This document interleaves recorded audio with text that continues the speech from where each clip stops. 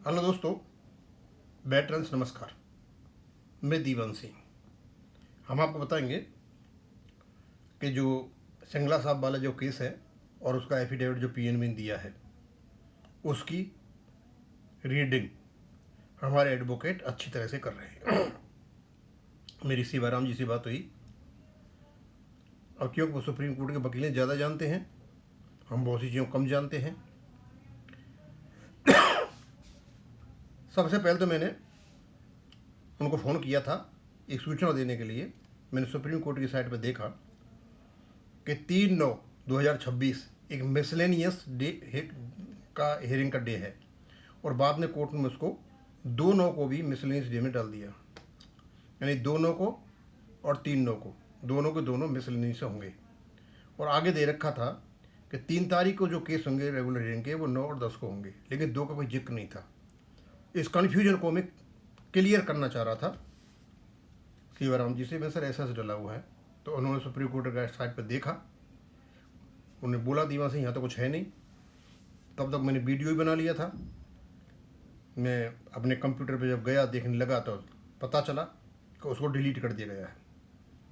अब क्या रीज़न था, क्यों डाला, क्यों डिलीट कर दिया था, और मैंने उनको पढ़ के ही बता दिया वैसा ये लिखा हुआ है इसमें। अब वो तो बात हो रही, फिर हमारी बातें हुई आपस में, पीएनबी के एफिडेविट की बातें हुई। उन्होंने बताया हाँ हमने एफिडेविट पढ़ा है और उसमें जो पूछा गया माननीय सुप्रीम कोर्ट के द्वारा उसका जवाब ही नहीं दिया है। कोर्ट ने ये पूछा था जो रेगुलेशन 35 में बने वो अक्रॉस द बोर्ड सब पेंशनों पर लागू होता है, आप बताएं क्यों नहीं है। इसका जवाब उन्होंने नहीं दिया। उन्होंने केवल और केवल अपेंडिक्स का गीत गाते रहे हैं, जिसके मैंने काफ़ी वीडियो आपको बता दिए हैं। अब क्योंकि अपेंडिक्स 1 भी 35 से रिलेटेड है तो शायद वो सोच रहे होंगे। तो सीवाराम जी ने कहा है कि अपेंडिक्स 1 और रेगुलेशन 35(1) दोनों अलग अलग हैं। रेगुलेशन 35(1) में 2003 में जो अमेंडमेंट हुआ है वो कहीं लागू नहीं हुआ है, और बता रहे थे कि 2002 में 10 मंथ का जो ये कुछ था इनका, ये जो गीत गा रहे हैं 10 मंथ का, वो अलग चीज़ है, उसका अपडेशन से कोई लेना देना नहीं है।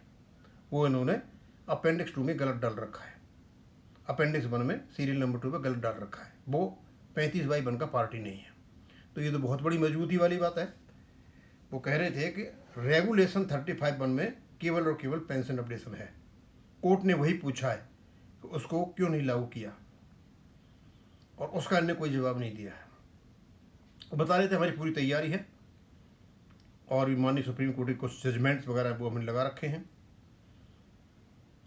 और सुनवाई होगी। मैंने और भी ये पूछा कि सर ये केस चला हुआ है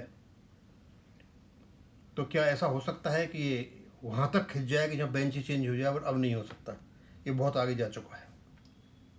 दूसरा मैंने ये भी पूछा कि ऑनरेबल जस्टिस विक्रमनाथ जी नेक्स्ट सीजीआई चीफ होने वाले हैं सर। बोला हाँ फरवरी में होने वाले हैं, शायद उनका नोटिफिकेशन भी निकल गया है। तो मैंने ऐसा हो सकता है कि उससे पहले तक ये केस, हम बोला हाँ उससे पहले ये क्लियर हो जाएगा। और भी काफ़ी बातें हुई। तो उनके विश्वास को देखते हुए और उनकी तैयारी को देखते हुए मैं तो आश्वस्त हूँ कि सारी चीज़ जो हम आपको बता रहे हैं इनसे भी ज़्यादा उनको पता है, और हम आशा कर रहे हैं कि सब कुछ ठीक होगा, फेवर में होगा।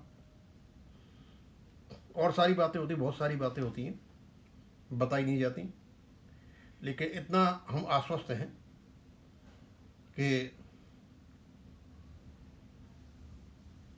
जो फैसला आएगा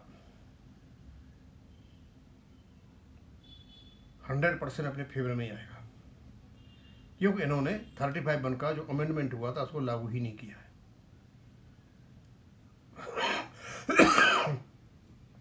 मैं यहीं ख़त्म करूँगा। थैंक यू, धन्यवाद।